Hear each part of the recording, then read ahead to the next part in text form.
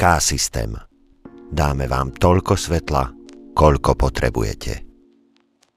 Vítame vás pri inštruktážnom videu pre montáž horizontálnej interiérovej žalúzie na plastové okná. Na montáž potrebujete nasledovné náradie.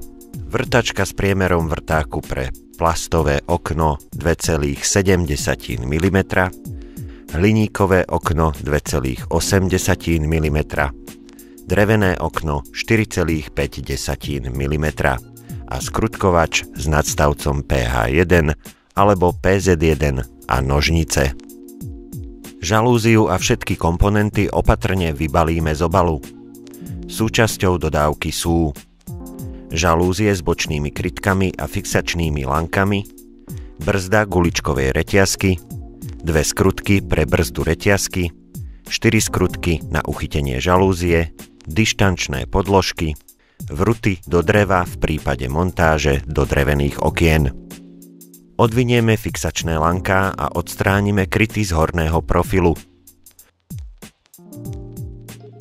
Priložíme žalúziu tesne nad okno. Dbáme na to, aby bol profil opretý o hornú zasklievaciu lištu a vystredený.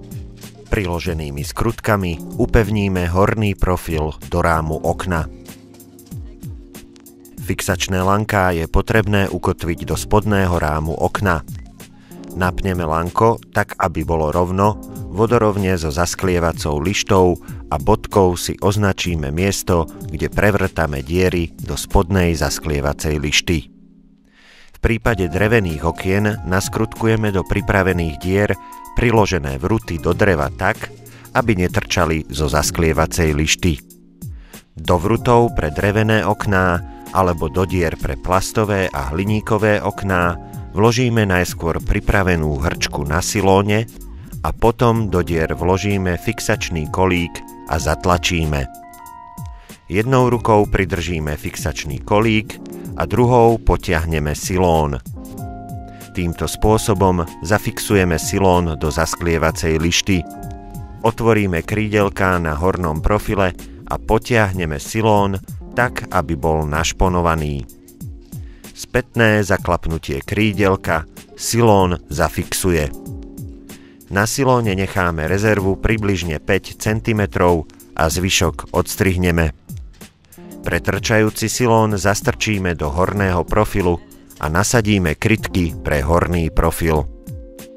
Toto isté opakujeme aj na druhej strane.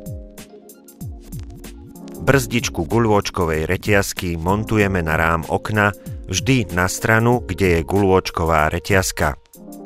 Brzdičku montujeme približne 10 cm od konca reťazky smerom k hornému profilu. Na brzdičku naklikneme krytku, do ktorej rovnakým spôsobom vložíme guľôčkovú reťazku a tak zabránime voľnému pohybu lamiel.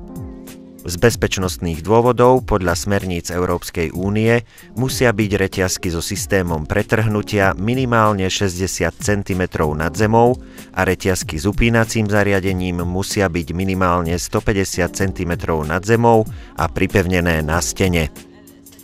V prípade, ak je hĺbka zasklievacej lišty menšia ako 18 mm, je nutné objednať a nainštalovať dištančné podložky, ktoré vybalíme a zacvakneme na oba konce horného profilu žalúzie.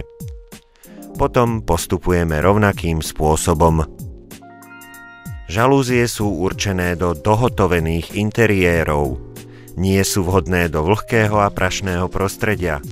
Spúšťanie, vyťahovanie a preklápanie lamiel sa prevádza potiahnutím ovládacej reťazky za jeden alebo druhý prameň. Tým K-systém vám ďakuje za pozornosť.